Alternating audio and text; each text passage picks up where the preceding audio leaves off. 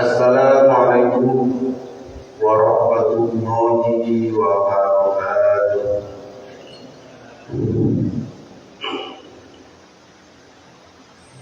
Bismillahirrahmanirrahim.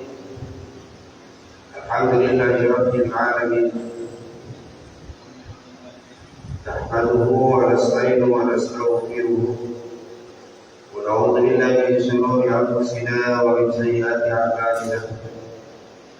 من يهده الله فلا مضل له ومن يضلل فلا هادي له. والصلاة والسلام على من أرسله الله هاديا إلى الصراط المستقيم وعلى آله وصحبه وبارك وسلم أجمعين. Puji syukur kepada Allah Subhanahu wa taala atas rahmat dan hidayahnya. Mudah-mudahan salatullah wa salamuhu rahmat dan berkah Allah Subhanahu wa taala serta kesejahteraan mudah-mudahan terlimpahkan kepada Nabi Agung Muhammad sallallahu alaihi wasallam, juga kepada keluarga beliau, sahabat-sahabat beliau, pejuang Islam, juga kepada kita semua umatnya dan yaumil. Sebelumnya, mari kita awali dengan baca surat Al-Fatihah dengan harapan mudah-mudahan kajian minggu sekarang ini dapat berkat Allah Subhanahu wa taala, memberikan ilmu yang bermanfaat dan barokah, serta mudah-mudahan kita ini tawakal dengan Allah Subhanahu wa taala. Amin ya rabbal alamin. Syukur lillahi wa syukur Rasulullah. ورتبنا وشفينا وقرة عبدنا محمد صلى الله عليه وسلم. بسم الله نستعين وعافينا لساننا وفي بيتنا سلامة في الدنيا والدين، سلامة الشر والإنس، سلامة المعصية. الفاتحة. أعوذ بالله من الشيطان الرجيم. بسم الله الرحمن الرحيم. الحمد لله رب العالمين الرحمن الرحيم مالك يوم الدين إياك نعبد وإياك نستعين اهدنا الصراط المستقيم صراط الذين أنعمت عليهم غير المغضوب عليهم ولا الضالين.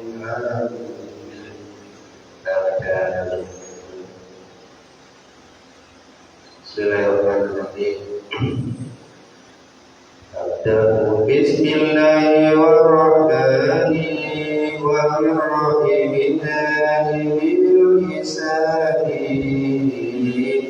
Alhamdulillahil qadiril awwali wal akhiril baqi la tahammuni. Thumma salatu على النبي خير خلق وآدم آله وصحبه وسلم سبيل دين الحق غير مبتدئ. وبعد فلم بوجوب المعرفة بوجه لله عشرين صفات. والله موجود القديم الباقي مخالف للخلق بالإطلاق. وقائم العالي ووحيد وقادر مريد عليم بكل شيء سميع بالبصير ومتكلم له صفات سبعة تنتهي. وقدرة إرادة سوى النشر آية العلم كلام الاستفاد. وجديد بفضله وعدله تكن لكل ممكن كامل. أرسل أنبياء بمقاطع الصدق والتبليغ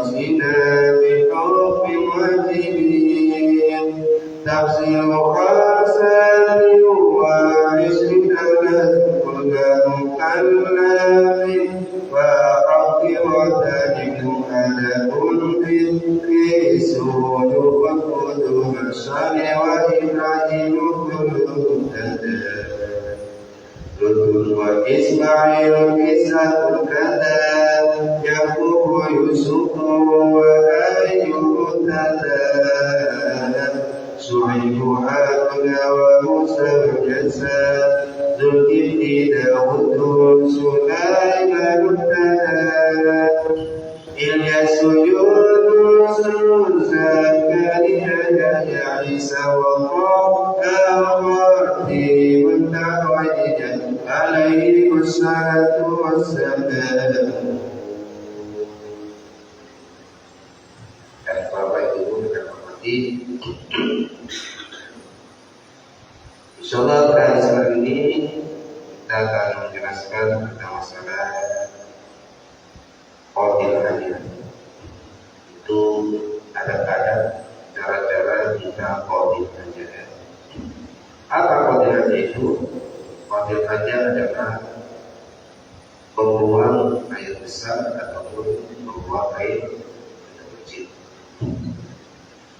Itu Bapak Ibu yang berbahagia, bahwasanya di dalam agama Islam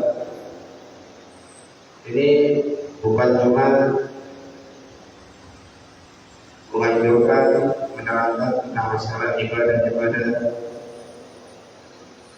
yang berlangsungan pada Allah Subhanahu wa taala, kepada Tuhan kita, tetapi di dalam agama itu sendiri, di dalam agama Islam juga menerangkan sesuatu hal-hal yang kita laksanakan, boleh kita laksanakan perkara-perkara pekerjaan yang kita laksanakan setiap hari. Sehingga di sini dijelaskan, ditunjukkan bab ini setelah kita ini melaksanakan berwudu. Kemudian di sini tidak boleh tidak seseorang itu sebelum melaksanakan sholat, sebelum beribadah kepada Allah Subhanahu wa taala, di sana pasti mereka itu akan melaksanakan bersih dan juga akan melaksanakan hal-hal yang tidak boleh tidak mereka lakukan tiap hari. Dan di antaranya sesuatu yang dilakukan setiap hari, setiap saat mungkin ini adalah qadir hajat. Itu buang air besar, buang air kecil, dan di sana oleh Rasulullah ada cara-cara tertentu yang harus kita laksanakan, baik demi untuk kesejahteraan kita sendiri, yakni kita ini qadir hajat, demi untuk kesejahteraan kita sendiri, demi kesehatan kita sendiri, dan juga demi kesehatan orang lain ataupun kepada makhluk lain. Kok bisa memberikan kesejahteraan kepada kita dan juga kepada orang lain. Yang namanya qadir hajat itu diantaranya adalah membuang penyakit sakit perut. Ini dengan qadir hajat dia jadi sehat. Dan juga dengan qadir hajat bisa jadi mereka itu bisa membahayakan kepada orang lain. Kalau seandainya mereka itu qadir hajat membuang air besar, membuang air kecil dengan sembarangan, kalau seandainya tidak diatur di dalam agama. Maka demikian di sana orang yang melaksanakan qadir hajat ada akhlak-akhlak tertentu, ada cara-cara tertentu. Dan nanti kalau kita kencing semuanya bukan cuma saya kencing untuk membuang penyakit, kemudian kencing di sembarangan sehingga baunya tercemar, sehingga membahayakan orang lain. Dirinya sehat, tetapi menyakitkan kepada orang lain. Ini dijelaskan ada qada'il hajat bil makan mu'ati di qada'il hajat. Ini ada cara-cara semacam bagi setiap siapa saja yang melaksanakan qadir hajat, itu membuang air besar, membuang air kecil fil makanil mu'addi, dalam tempat yang disediakan. Ini orang itu qadil hajat berak seumpamanya. Ini bisa jadi mereka itu melaksanakan qadil hajat di tempat yang disediakan. Apa tempat yang disediakan? Seperti kita ini qadil hajat di WC, ya, di tim, ataupun kalau zaman dulu kita ini qadil hajat di jamban, ya, itu tempat-tempat dulu biasanya ada lubang biasanya di pedesaan.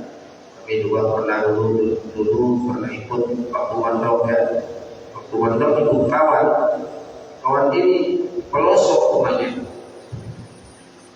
rumahnya dekat dengan pegunungan, tetapi rumahnya di pinggir jalan.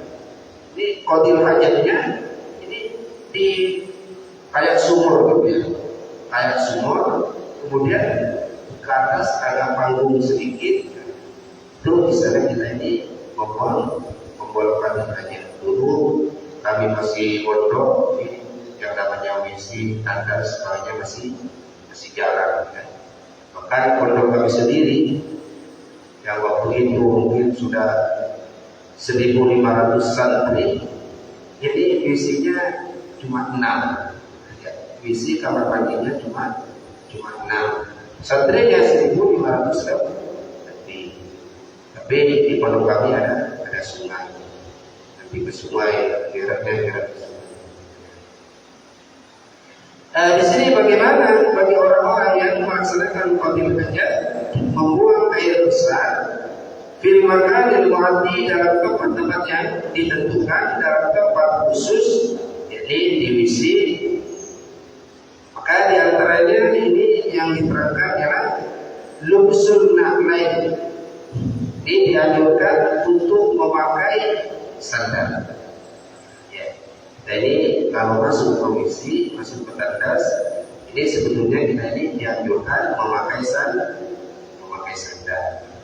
Tapi kenyataannya sekarang ini banyak orang masuk ke WC, masuk ke tandas, membuka sandal demi kebersihan. Itu mungkin kalau nanti masuk masjid. Makanya ibu-ibu, bapak-bapak, kalau supaya di rumah kita, ya, di dalam rumah kita ada WC-nya, maka bisa itu disediain sandal khusus untuk masuk ke WC. Tapi nanti harus dibersihkan, disucikan. Jangan sampai kita menyediakan sandal untuk masuk ke WC semuanya, tetapi sandalnya setelah kita ini keluar dari WC najis, nanti juga menjadi hal yang masalah. Ini mungkin dulu pada zaman-zaman Rasulullah, mungkin masuk ke dalam tandas, namanya tandas itu mungkin dulu kotor, maksudnya kalau kita kencing, cepat, sebagainya, mungkin belum ada kain, ya, akhirnya mau kasih belum itu. Ini adalah yang pertama. Dan juga diantaranya adalah satrul ra'si. Bagi orang yang masuk ke dalam WC, ini dianjurkan untuk menutupi kepala. Ini kalau kita masuk ke dalam WC, dianjurkan untuk menutupi kepala. Ini dianjurkan memakai sandal menutupi kepala. Apa tujuannya? Kedua-duanya ini tujuannya memakai sandal agar kain kita tidak menjadi najis, kemudian menutupi kepala, yang mana tempat WC itu adalah merupakan sarangnya setan, iblis lain sebagainya. Takut-takut ada di dalam WC dan kencing setan ataupun diludahi setan. Dan juga di sini dijelaskan wa warada al-qisad al-khalid min asy-syakhsi wiswas. Dan bagi orang yang melaksanakan qadil hajat, membuang air besar, baik di WC ataupun di tempat-tempat yang tidak ditentukan. Ini secara umum ini dianjurkan jangan terlalu banyak busok berludah ya. Ini cara-cara orang kondem aja. Ini kalau kita kondem aja di dalam WC, ini jangan terlalu banyak berludah, keran dan sebagainya. Ini yang boleh, cuma di sini ada dianjurkan jangan terlalu mungkin satu kali karena bau masuk ke tandas WC jangan bau. Nah, karena apa? Karena misalnya yulisul wiswas wasawatil asnani. Karena orang yang selalu berludah ketika dia itu membuang air besar, dia akan menyebabkan was-was, keraguan di dalam hati. Ini orang yang selalu berludah, dia akan menyebabkan keraguan di dalam hati. Wasabratul asnan, dan juga akan menyebabkan gigi kuning. Ya, ibu-ibu mungkin bapak melihat kawan sebagainya giginya kuning, ini mungkin dia waktu paling aja dia perlu. Wajib fa'ilu bittabi, dan setiap orang yang selalu melaksanakan busok berludah ketika dia kawin aja, dia akan selalu tertimpa penyakit berdarah pada gigi ataupun gusi. Ini dia akan tertimpa, akan terkena penyakit berdarah gusinya ataupun gigi. Sebetulnya giginya tidak sakit, tetapi selalu berdarah semuanya. Ini bisa jadi.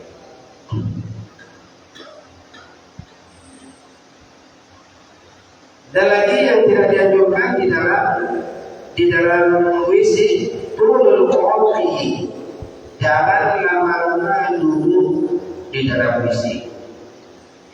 Ini tidak dianjurkan duduk lama-lama di dalam WC. Ini duduk ini kok bisa dibahas? Iya, kadang-kadang orang-orang itu ya, karena punya masalah, ya masuk ke dalam WC, duduk. Kalau jabatnya pakai yang duduk itu ya duduk sampai termenung di dalam WC. Ya, yang mana kalau kita seandainya termenung di dalam WC, takutnya nanti kemasukan roh halus, kemasukan bisikan-bisikan setan. Jadi kalau semuanya sudah selesai qadil hajatnya, udah kita istighfar bersih-bersih langsung keluar. Bahkan ada, saya juga pernah pertama punya kawan, ini di dalam isinya dulu ada korannya, ada koran, ada kuning. Ya. Ini di dalam isi ada koran, ada Jawa Posnya, dari kampung lagi Jawa Pos, Jawa koran, Jawa Pos, dan juga ada komik. Ini ditanya, itu ada koran, ada komik. Ini sambil baca, ini dia. Ini kita, ini dulu kalau baca, dia sambil baca buku. Ya, yang mungkin untuk menghilangkan stres dan sebagainya. Ini tidak dianjurkan. Dan juga membaca bacaan di dalam WC, dan juga ada keterangan di dalam kuburan. Ini nanti akan menyebabkan rabun mata. Ya. Banyak baca di dalam WC, tandas, dan juga ada keterangan di kuburan. Selalu baca di sekarang itu misalnya seorang ada namanya ini dibaca semua. Ini katanya ada yang ulama yang mengatakan bisa menyebabkan rabun mata dan juga menyebabkan selalu tertimpa penyakit lupa.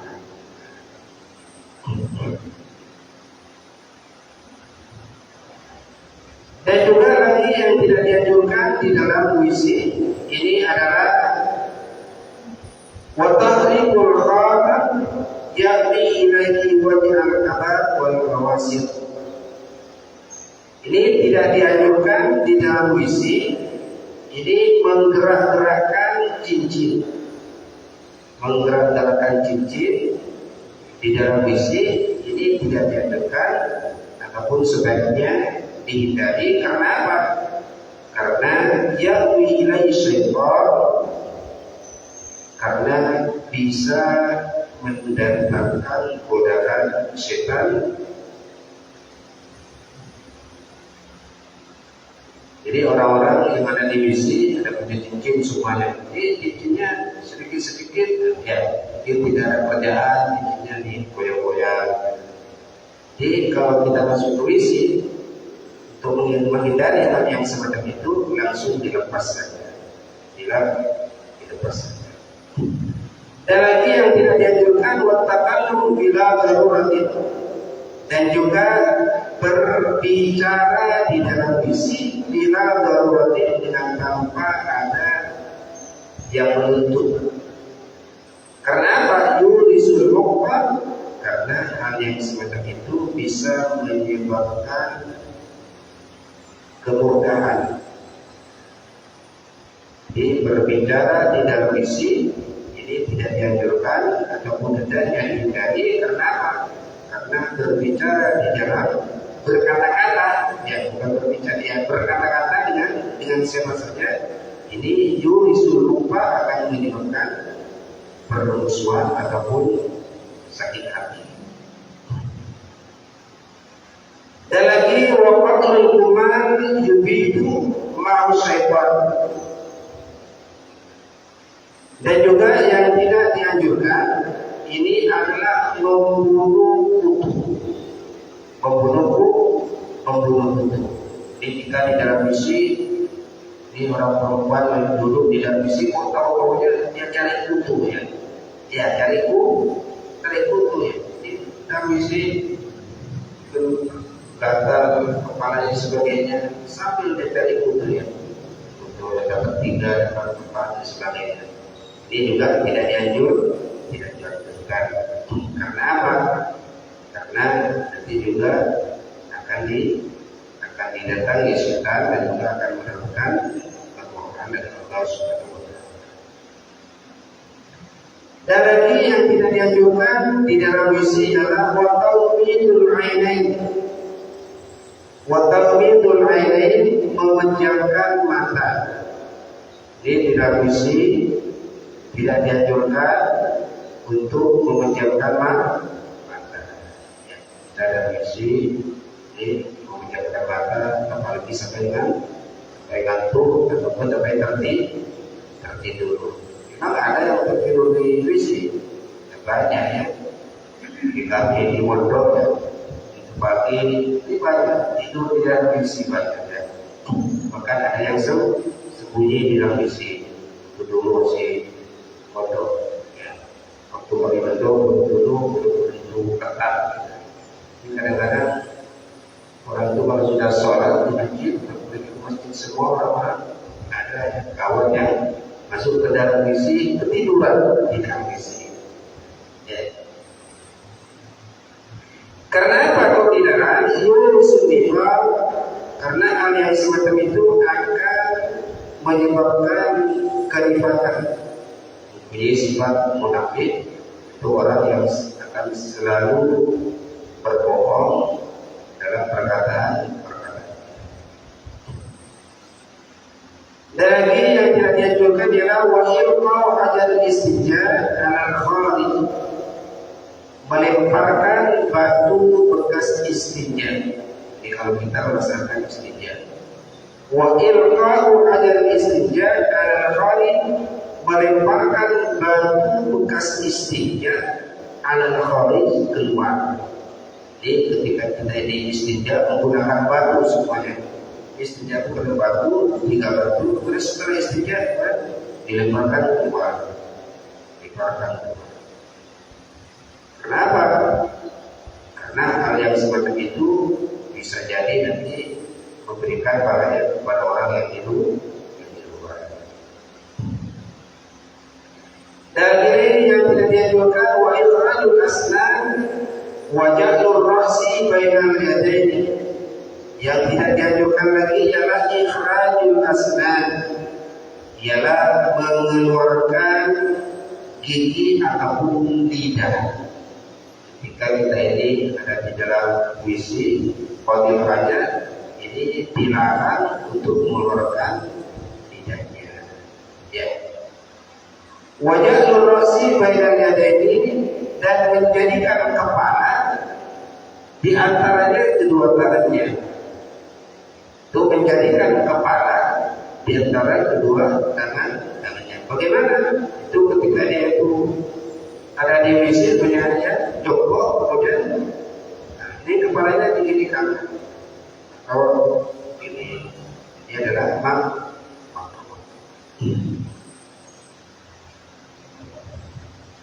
Wal istina ila al-khatib ma'al wajhi, dan juga yang banyak sesungguhnya ini yang akrabnya. Kemudian lagi yang dianjurkan ketika kita ini masuk ke dalam WC adalah al-dzikru inda dukhul, ialah membaca zikir ketika kita ini akan masuk ke dalam WC. Jadi yang tadi, yang pertama tidak memakai sandal, kemudian harus menutupi kepala. Kemudian setelah itu dzikru inda dukhul, membaca doa ketika kita ini akan masuk ke WC. Apa bacanya? Ini ibu bapak sudah hafal semua. Yakni Allahumma inni a'udzu bika minal khubusi wal khaba'is. Ini doa ketika kita ini masuk ke WC. Allahumma inni a'udzu bika minal khubusi wal khaba'is. Ya Allah, aku berlindung kepada kamu ya Allah, minal khubusi wal khaba'is, dari beberapa setan dan juga setan berlaku perempuan. Ini tentang perlindungan daripada jin perempuan dan juga jin laki-laki. Mana tadi kesepakatan ulama di dalam WC, di dalam tandas, ini adalah tempatnya jin. Jadi kamu nanti digoda jin, baik jinnya laki-laki ataupun jin. Dan lagi ada cara untuk masuk ke dalam WC adalah taqdimu yasari inda dukhul, mendahulukan kaki yang kiri ketika kita ini akan masuk. Jadi kalau kita ini akan masuk ke dalam WC, langkah yang pertama kali dimasukkan ke WC-nya itu adalah yang kiri. Kalau dalam masjid yang kanan. Wa taqdimu yamini inda khuruj, dan sebaliknya kalau kita keluar mendahulukan kaki yang kanan. Tetapi bapak ibu, nanti hal-hal yang semacam itu akan diremehkan ya, diremehkan karena tidak biasa. Jadi kalau kita masuk ke dalam WC, yang memikirkan kaki kanan ataupun kaki kiri, ataupun juga begitu kalau kita masuk ke dalam masjid. Kita masuk ke dalam masjid, ya, kita mendahulukan yang kaki kanan, padahal alami semacam itu, walaupun dianggap remeh bagi kita, ini pahalanya adalah sangat besar sekali. Dia masuk ke dalam masjid, ibu-ibu bapak, gunakanlah kaki yang kanan. Jadi kita ini melangkahkan kaki untuk menginjak yang dikatakan arah dalam masjid. Dan itu sangat besar sekali, karena hal yang semacam itu tidak mengikuti sunnah Rasulullah SAW.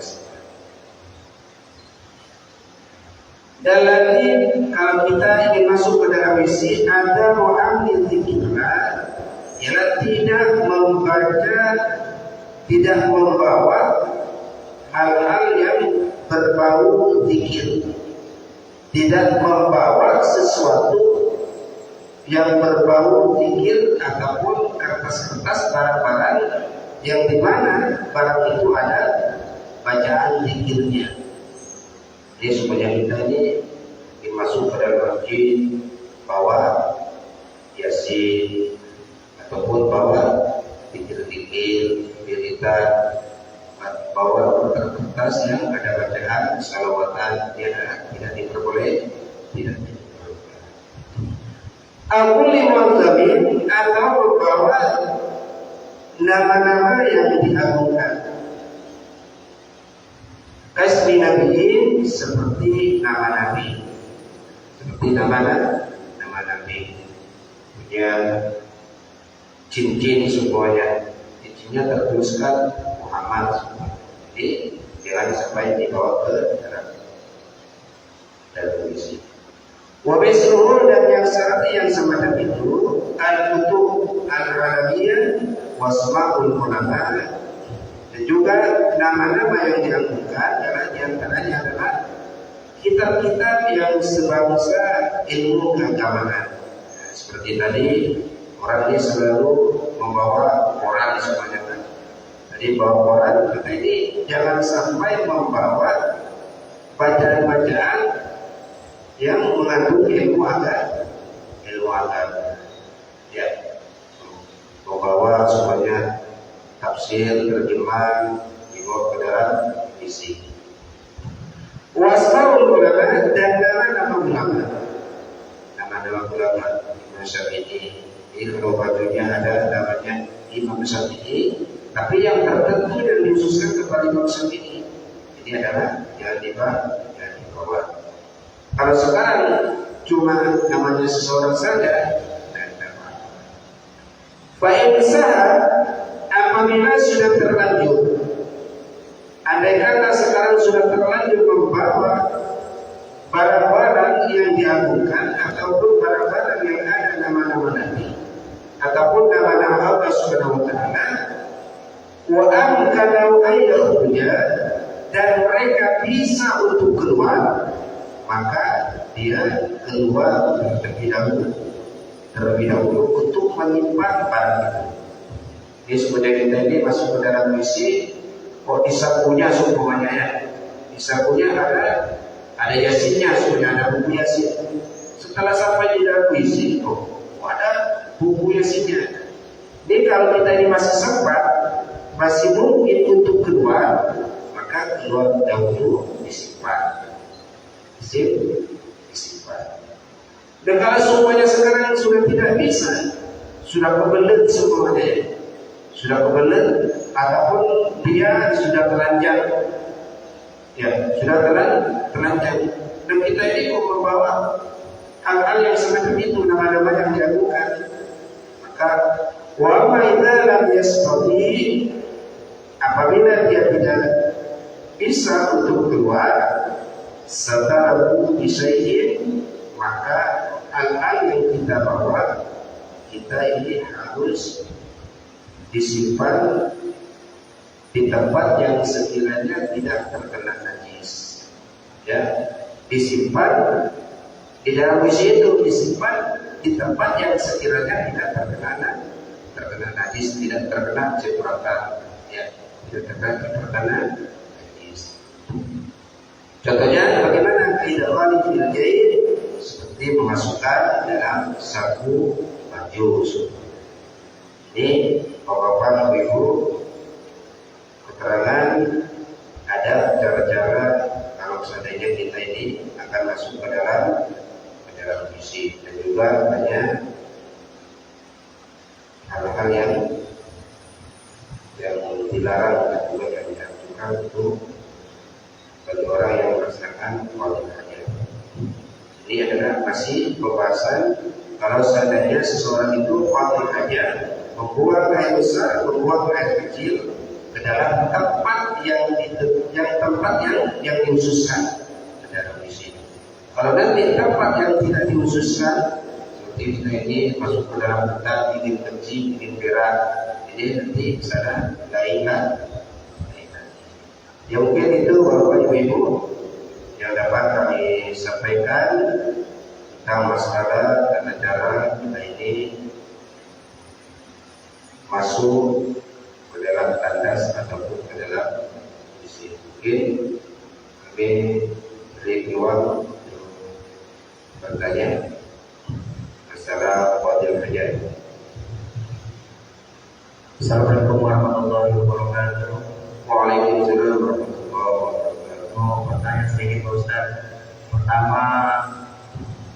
masalah buang hajat tersebut akibatnya merokok, apakah boleh atau ada hal-hal yang lain.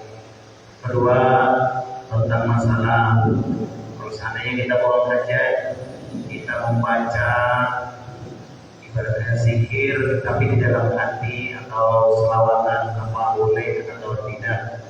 Ustaz itu aja pertanyaan saya. Assalamualaikum warahmatullahi wabarakatuh. Waalaikumsalam. Mungkin ada yang lain.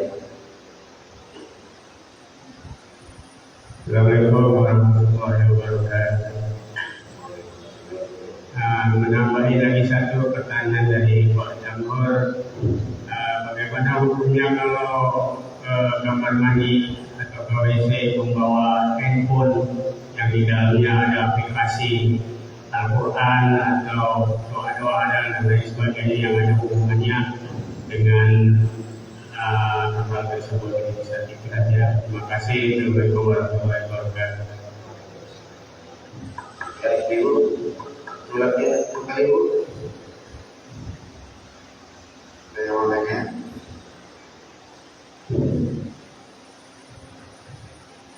Ada Bu? Hah? Tidak ada.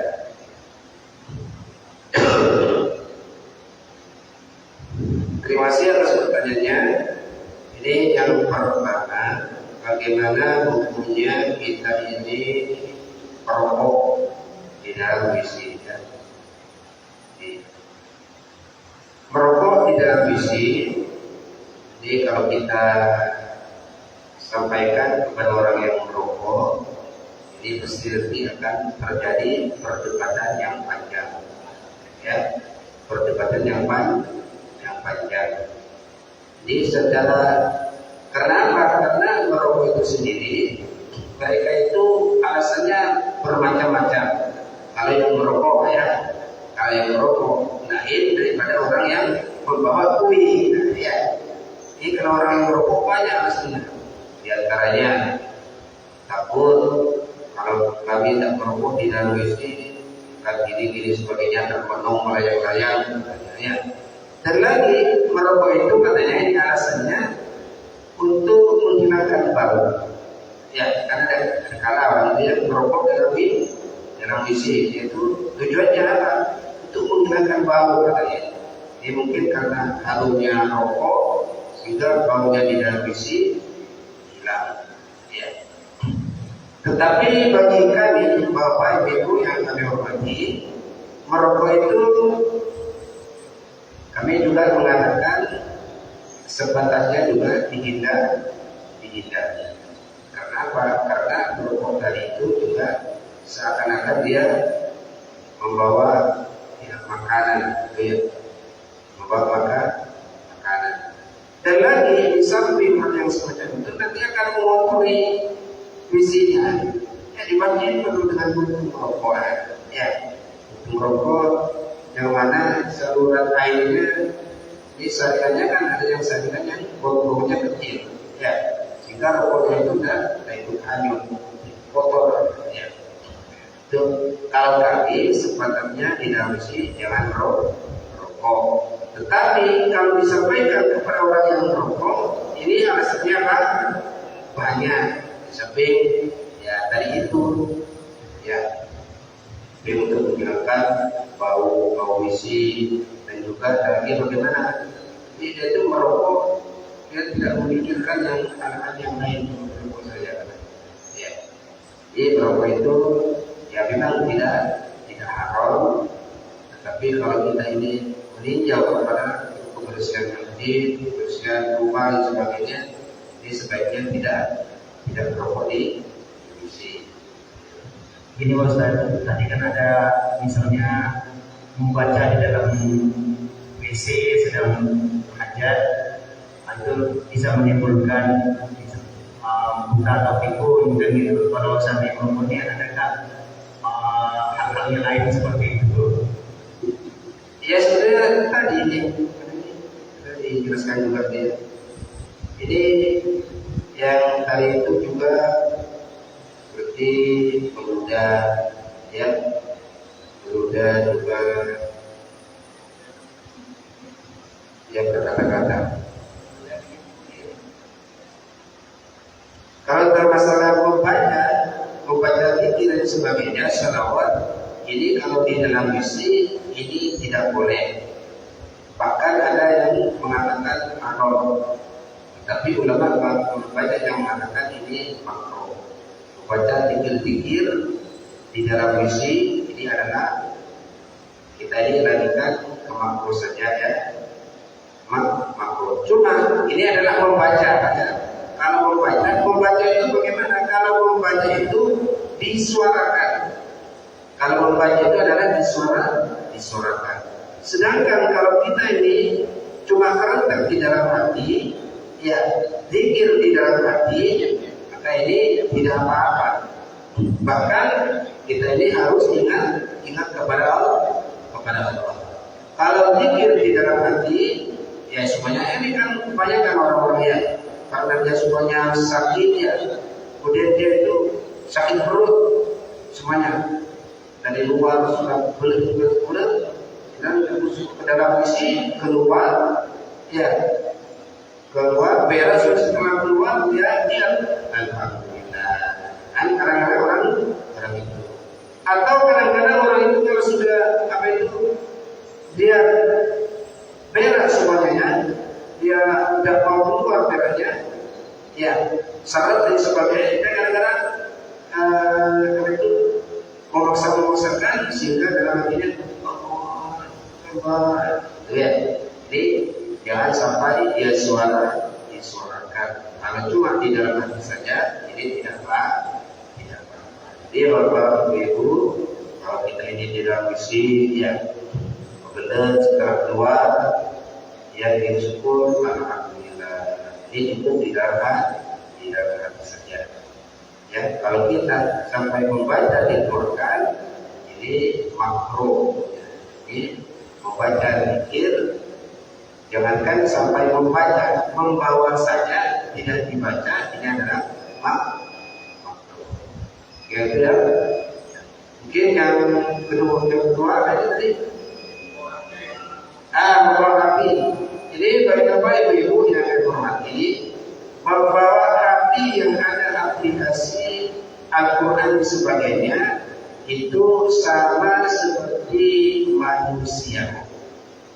Api itu disamakan dengan manusia. Bagaimana manusia itu? Seperti orang yang hafal Al-Quran. Ya, seperti orang yang hafal Al-Quran. Kan di dalam hatinya penuh dengan hafal Al-Quran. Jadi kalau semuanya mereka itu masuk komisi, tidak apa-apa. Begitu juga api yang penuh dengan aplikasi Al-Quran, bacaan salawat dan sebagainya dibawa ke dalam misi, tidak apa-apa. Cuma nanti kalau sudah kelihatan seperti tadi, ya kelihatan, maka harus ditutup ataupun dimatikan apinya. Jadi jangan sampai kita ini punya api Al-Quran diaktifkan yang bisa dibaca ya. Ini bisa dibaca ini. Jadi yang tidak boleh. Jadi yang boleh bagaimana? Dimatikan apinya. Apinya dimatikan. Kalau sudah dimatikan apinya kan sudah tak kelihatan. Al-Quran yang kelihatan, dia baca salawat, dia tidak membaca salawat. Itu juga manusia, kalau supaya hal-hal yang semacam itu, nanti manusia juga hafal Al-Quran, hafal salawat, tidak boleh juga.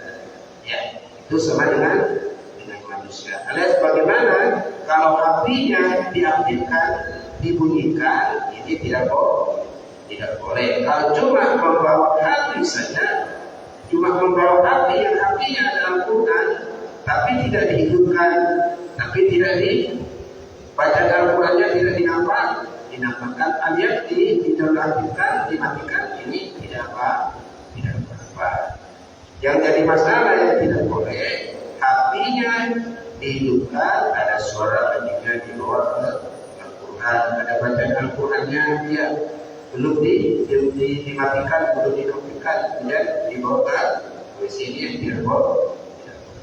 Jadi secara kesimpulannya, bagaimana membawa api yang ada aplikasi Al-Qurannya, ini adalah tidak apa-apa. apa. Yang penting jangan dibunyikan, jangan disuara.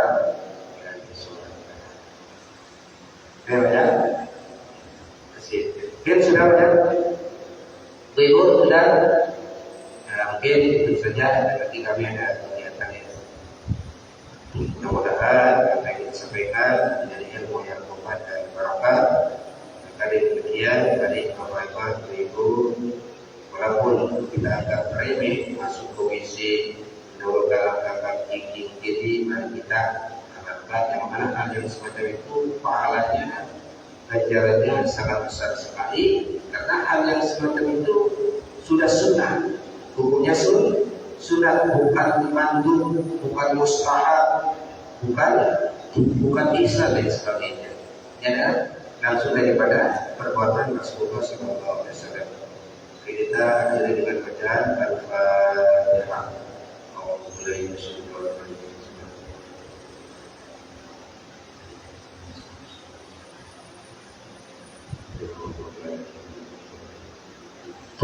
Dari kami kurang lebihnya mohon yang sebesar-besarnya.